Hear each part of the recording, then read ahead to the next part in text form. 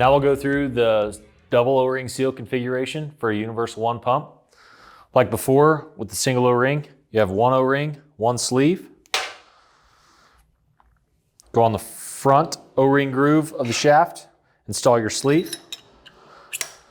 Make sure your sleeve goes into the pin of your shaft. Here's your double O-ring carrier. Have a second body O-ring. Go inside, install that.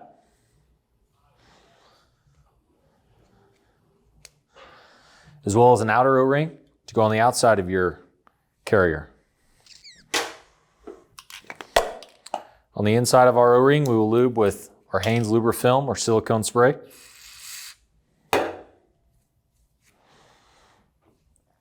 Install with the tabs facing towards the gear case, over top of your sleeve.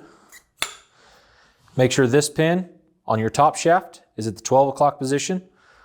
If you're installing one on the bottom shaft, your pin would be at the 6 o'clock position. They're going to align with your tabs inside the body once it's installed.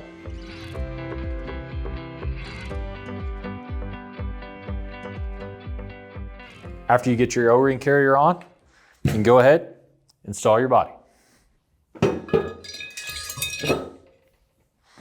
That completes the double O-ring seal configuration. We hope you enjoyed this pump training video. Additional videos and other helpful resources can be found on our website.